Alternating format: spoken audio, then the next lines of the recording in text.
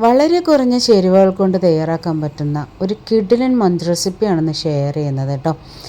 Chicken ക്യൂബും മന്തി മസാലയും ഒന്നും ഇല്ലാതെ പെർഫെക്റ്റ് മന്തി റെഡിയാക്കി എടുക്കാം. അപ്പോൾ അതിനായിട്ട് ഞാനിവിടെ ബസുമതി റൈസ് എടുത്തിട്ടുണ്ട്. 3 കപ്പാണ് എടുത്തിട്ടുള്ളത്.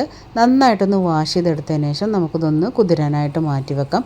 ഒരു 20 മിനിറ്റ് മുതൽ അരമണിക്കൂർ വരെ നമുക്കിത് കുതിരാനായിട്ട് മാറ്റി വെക്കാം.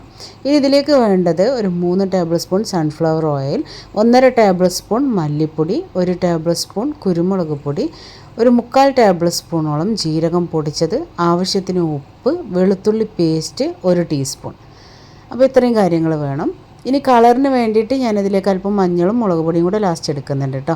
അപ്പോൾ ആ ചിക്കൻ സ്കിന്നോട് കൂടിയിട്ടുള്ള ചിക്കനാണ് എടുത്തിട്ടുള്ളത്. മുഴുവനായിട്ടുള്ള ചിക്കൻ നടുവിൽ ഇതുപോലെ പിളർത്തി എടുത്തിട്ടുള്ളതാണ്. ഇനി ഇത് നന്നായിട്ടൊന്നൊരു കത്തി വെച്ചിട്ട് ഹോൾസ് ഇട്ട് കൊടുക്കുന്നുണ്ട്. അപ്പോൾ ആ കളറിന് വേണ്ടിയിട്ട് ഇതിലേക്ക് അല്പം മഞ്ഞൾപ്പൊടിയും കാശ്മീരി ചില്ലി പൗഡറും കൂടെ ചേർത്ത് കൊടുത്തിട്ടുണ്ട്. ഫുഡ് കളർ ചേർത്ത് കുക്ക് ചെയ്യുന്നവരാണെന്നുണ്ടെങ്കിൽ ഓറഞ്ച് കളർ അല്ലെങ്കിൽ റെഡ് കളറൊക്കെ നിങ്ങൾക്ക് യൂസ് ചെയ്യാം കേട്ടോ. ഞാനിപ്പോൾ ഇവിടെ എന്തായാലും കളറൊന്നും യൂസ് ചെയ്യുന്നില്ല. ഇനി ഇതിലേക്ക് സൺഫ്ലവർ ഓയിൽ 3 ടേബിൾ സ്പൂൺ ചേർത്ത് കൊടുത്ത് ഈ ഒരു മസാല മിക്സ് നന്നായിട്ടൊന്ന് മിക്സാക്കി റെഡിയാക്കി എടുക്കുന്നുണ്ട്. ഇനി നമ്മൾ ഹോളൊക്കെ ഇട്ട് കൊടുത്തിട്ടുള്ള ഈ ചിക്കനിലേക്ക് ഈ മസാല നന്നായിട്ട് കൈ വെച്ച് തന്നെ തേച്ച് പിടിപ്പിച്ച് കൊടുക്കുക. ഇത് നമ്മൾ 1 മണിക്കൂറെങ്കിലും ഇതുപോലെ മസാല പുരട്ടിയിട്ട് മാറ്റി വെക്കണം. അപ്പോൾ ഫ്രിഡ്ജിൽ വെക്കുകയാണെന്നുണ്ടെങ്കിൽ ഒരു 40 മിനിറ്റെങ്കിലും ഒന്ന് റെസ്റ്റ് ചെയ്യാനായിട്ട് മാറ്റി വെക്കണം കേട്ടോ.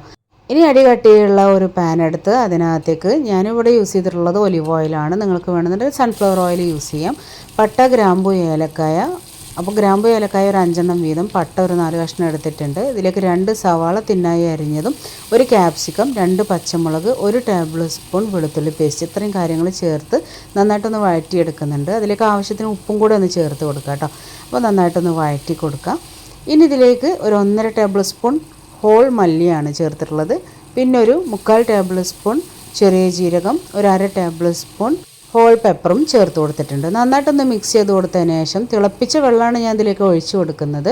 അപ്പോൾ ഞാനിപ്പോൾ ഇവിടെ എടുത്തിട്ടുള്ളത്, നമുക്ക് 3 കപ്പ് അരിക്ക് 6 കപ്പാണ് വേണ്ടത്. പക്ഷേ ഞാനിപ്പോൾ ഇവിടെ 5 കപ്പേ എടുത്തിട്ടുള്ളൂ. ഓൾറെഡി നമ്മൾ കുതിർത്ത അരിയാണ്. അപ്പോൾ അതുകൊണ്ട് തന്നെ ഞാനിവിടെ 5 കപ്പ് വെള്ളമാണ് എടുത്തിട്ടുള്ളത് കേട്ടോ. ഇരട്ടി വെള്ളം എടുത്തിട്ടില്ല. ആവശ്യത്തിന് ഉപ്പും കൂടെ ചേർത്ത് കൊടുക്കാം. അപ്പോൾ ഇതിലേക്ക് വെള്ളം ഒഴിച്ച് തിളപ്പിച്ചെടുത്താലും മതി. എന്നിട്ട് പിന്നെ റൈസ് ചേർത്ത് കൊടുത്താലും മതി കേട്ടോ. 1 കപ്പിന് 1.5 കപ്പ് എന്നുള്ള അളവിൽ വെള്ളം എടുത്താലും മതി. എന്തായാലും ഇരട്ടി വെള്ളം എടുക്കരുത്. ഇനി അതിന് മുകളിലേക്കായിട്ട് നമ്മളൊരു അരിപ്പ വെച്ച് അതിന് മുകളിലായിട്ടാണ് ചിക്കൻ നമ്മൾ വെച്ച് കൊടുക്കുന്നത്. എന്നിട്ട് അതിനെ നന്നായിട്ട് തന്നെ ഒരു ഫോയിൽ പേപ്പർ കൊണ്ട് കവർ ചെയ്ത് സീൽ ചെയ്തെടുക്കുന്നുണ്ട്. എന്നിട്ട് അതിന് മുകളിലേക്ക് ഇതിൻ്റെ അടപ്പ് വെച്ച് കൊടുത്ത് ഒരു കനത്തിന് വേണ്ടിയിട്ട് എന്തെങ്കിലും ഒന്ന് കയറ്റി വെച്ച് കൊടുക്കുക. കനമുള്ള പാത്രം എന്തെങ്കിലും വെച്ച് കൊടുക്കാം. ഞാനിപ്പോൾ ഇവിടെ ഈ ഒരു ഇടികല്ലാണ് കയറ്റി വെച്ചിട്ടുള്ളത്. അപ്പോൾ നല്ലതായിട്ട് എയർ ടൈറ്റായിരിക്കണം. അപ്പോൾ ആ ഒരു ചിക്കനൊക്കെ ആവി കയറി നന്നായിട്ട് കുക്കാവണം. അപ്പോൾ ആദ്യത്തെ ഒരു 5 മിനിറ്റ് ഹൈ ഫ്ലെയിമിലും ബാക്കി ഒരു 30 മിനിറ്റ് ഞാൻ ലോ ഫ്ലെയിമിലുമാണ് കേട്ടോ കുക്ക് ചെയ്തെടുത്തത്. അപ്പോൾ നല്ല ചിക്കനൊക്കെ അടിപൊളിയായിട്ട് സോഫ്റ്റായിട്ട് വന്നിട്ടുണ്ട്. ഇനി നമുക്ക് ഇതെല്ലാം ഒന്ന് മാറ്റിയെടുത്ത് നടുവിലായിട്ട് ചെറിയൊരു ഹോൾ ഇട്ട് കൊടുക്കാം.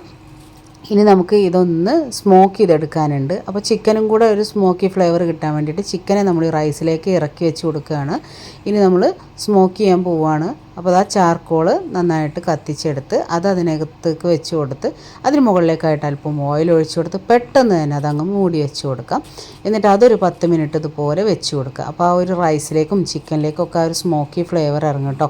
അപ്പോൾ ഇതാ നമ്മൾ മന്തി മസാലയും ചിക്കൻ ക്യൂബും ഒന്നും ചേർക്കാതെ തയ്യാറാക്കിയിട്ടുള്ള റൈസ് ആണെങ്കിൽ കൂടി ശരിക്കും നമ്മൾ റെസ്റ്റോറൻറ്റിലൊക്കെ പോയി കഴിക്കുന്ന അതേ ഫ്ലേവർ തന്നെയാണ് ഈ ഒരു മന്തിക്കുള്ളത് കേട്ടോ. അപ്പോൾ നിങ്ങളിത് എന്തായാലും ട്രൈ ചെയ്ത് നോക്കിയിട്ട് ഫീഡ്ബാക്ക് അറിയിക്കുക. നമ്മൾ ഒരുപാട് മന്തി റെസിപ്പി മുൻപ് അപ്ലോഡ് ചെയ്തിട്ടുണ്ട്.